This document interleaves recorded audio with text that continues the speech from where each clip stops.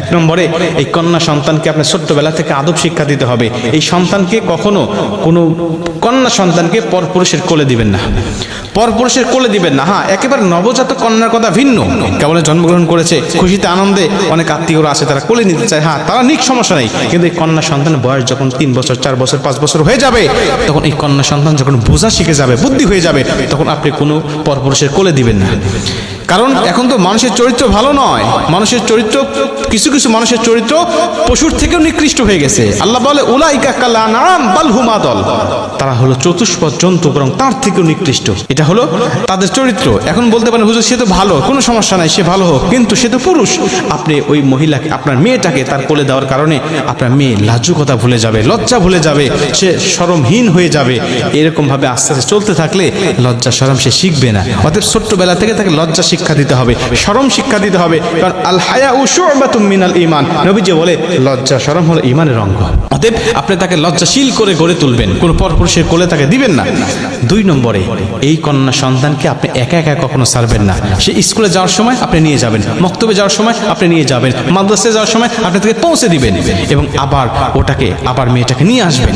এটা হলো আপনার দায়িত্বের মধ্যে পড়ে। যতদিন সে আপনার ঘরে আছে, স্বামীর ঘরে যাওয়ার আগ পর্যন্ত যতদিন আপনার ঘরে আছে, ততদিন আপনার দায়িত্ব থাকবে তাকে দেখভাল করা, তাকে দেখাশোনা করা। কারণ এটা আল্লাহ পাকের পক্ষ থেকে একটি নিয়ামত হিসাবে আপনাকে দিয়েছে, এবং এই নিয়ামতটা কিন্তু এমনি এমনি আসে নাই। এটাকে বোঝা মনে করবেন না, এটা আল্লাহ পাকের পক্ষ থেকে আপনার সংসারের উপর অগণিত বরকত নিয়ে এসেছে, রহমত নিয়ে এসেছে এই কন্যা সন্তান। অতএব তাকে দেখভাল করতে হবে। 3 নম্বরে এই কন্যা সন্তানকে ছেলের উপরে বা ছেলের নিচে প্রাধান্য দেওয়া যাবে না। আমার সমাজে অনেক আছে ছেলেকে খুব ভালোবাসে, ছেলে সন্তান জন্মগ্রহণ করলে পরে মিষ্টি দিয়ে পুরা এলাকা ভরপুর করে দেয়, সবার কাছে বলে বেড়ায়। কিন্তু মেয়ে হলে মন খারাপ, মনে করে যে মেয়ে মনে হয় আমার জন্য বোঝা হয়ে আসলো। কিন্তু না ভাই, এই মেয়ে আসছে আপনার জীবনের জন্য সুখময় হিসাবে, এই মেয়ে আপনার জীবনে আসছে আপনার জন্য কল্যাণকর হিসাবে, আপনার সংসারের জন্য বরকতময় হিসাবে। অতএব তাকে নিয়ে অবহেলা করেন না। অনেক ভাই আছেন যারা সংসারে যখন কোনো বড় মাছ রান্না হয়, মাছের মাথাটা দেয় সন্তানের পাতে, ছেলের পাতে, আর মেয়েকে দেয় ছোট্ট ছোট্ট চাকাগুলো।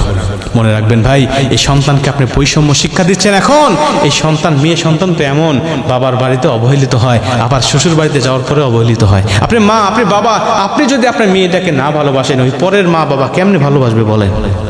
অতএব ছোট্টবেলা থেকে এই কন্যা সন্তানকে ভালোবাসবেন, আদর দিবেন, স্নেহ দিবেন।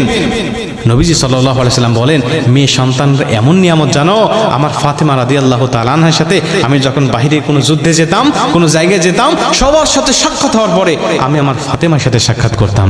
আবার যখন চলে আসতাম, সবার সাথে সাক্ষাৎ করার আগে আমি আমার ফাতেমার সাথে সাক্ষাৎ করতাম। এবং কোথাও থেকে যখন কোনো হাদিয়া নিয়ে আসতাম, কোথাও থেকে যখন কোনো সদাই নিয়ে আসতাম, সবার হাতে দেওয়ার আগে আমি আমার ফাতেমার হাতে দিতাম।